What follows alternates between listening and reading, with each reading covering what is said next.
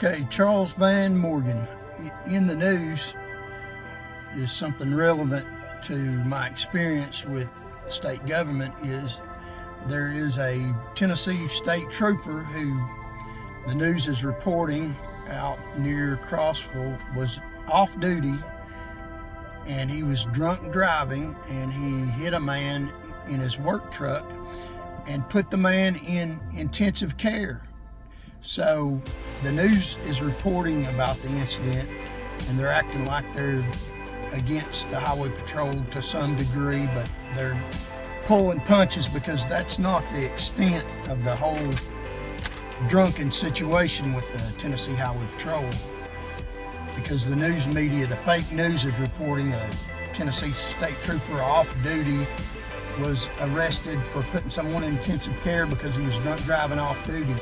The truth of the matter is that's the tip of the iceberg to the problem with the Tennessee Highway Patrol. The truth of the matter is they drive drunk in Tennessee state trooper cars, in government patrol cars, on duty. And that's a fact. I know that happens because I've seen it happen. I used to work for the Tennessee Highway Patrol, and I can remember a particular incident where there was a state trooper that was drunk on the job in the day shift in the morning, on the job in a Tennessee state patrol car here in the Knoxville district. And people say, well, why didn't you complain about stuff like that? Well, I did, and that's the reason why me and other state troopers are no longer employed, because if you complain on them, they get rid of you. And that's what they do. They use the complaint system to get rid of people. The trooper's name was, well, it'll be in a video that I show you. It is the incident that I'm talking about. He's high up in the Highway Patrol and a quote unquote celebrity with the Highway Patrol. And he is a drunk. And he was driving a state patrol car drunk. At Christmas parties, at the governor's mansion, at Haslam and Bredesen's mansion when they were governors, the state patrol had Christmas parties invited to the mansion, and they would drive out of the Christmas parties in their state patrol cars, drunk off their ass, driving patrol cars. And they put out the propaganda, don't drive drunk, and put it on the state billboards, drive drunk and get arrested, and different slogans like that. But the truth is, the Tennessee Highway Patrol is full of drunks. There's a lot of stories about supervisors having other agencies have to deal with them because they're drunk. And these governors know that. The governor had a Christmas party at his house. Governor Hasbin had a Christmas party at his house. He literally took my job away from me for arresting drunk drivers. And after he took my job away from me for arresting drunk drivers, which is what kills members of the public, he did a video about not wearing seatbelts. Now, excuse me, but not wearing a seatbelt has never hurt anyone else. What hurts and kills other people is drunk drivers, but that's the type of false propaganda that they put out. I had a sergeant that I seen, and I went to a Christmas party, that drove out of the Christmas party drunk.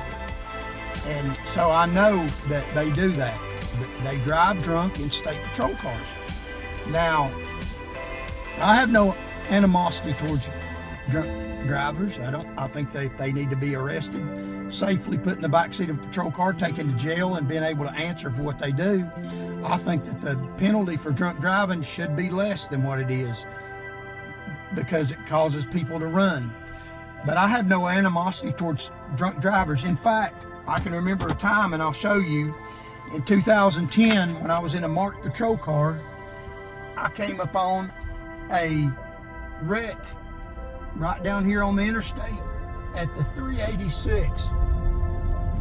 And I'm getting ready to show you where I was going east, and a tractor trailer was also going east. And I pulled up on a wreck where I seen a tractor trailer stopped, and I turned on my video camera, and a Jeep going the wrong way, coming this direction, the opposite direction of us, right down here at the 386, had slammed head on into a tractor trailer. Now, the Jeep was on fire, and I jumped out of my patrol car and jerked him out of his Jeep and saved his life. Several KPD officers also joined in after it. Right here at the 386, right in this area, was where that incident took place. I caught it on video camera. That was at the point I was required to video footage when I was on duty and I got out of the patrol car dealing with the public.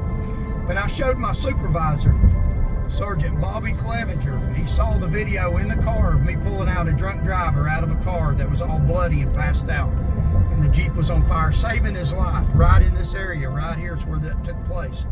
He's seen the video, but of course the Highway Patrol won't put that out because that goes against their narrative that I hate drunk drivers and want them to die, which is not the case.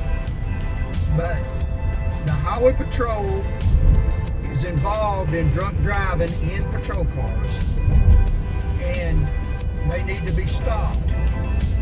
The way we can stop them is vote. We need to put a governor in office that will stand up against the Highway Patrol, get rid of the elite, and fire them and conduct a proper investigation, rehire some people that have been wrongfully terminated. And we need to vote a governor in office that will protect the public and not protect the elite. That's all I have for this episode. Thank y'all very much. If you don't believe me, try to call Sergeant Clevenger with the Highway Patrol, 594-5800. Ask to speak to Sergeant Bobby Clevenger. Ask him to tell him about the time that Trooper Morgan saved a drunk from a fiery crash that he knows about. He's seen it, and see if he'll lie about it. 594-5800. Ask for his now Lieutenant Bobby Clevenger. See if he'll lie about it. Thank you very much.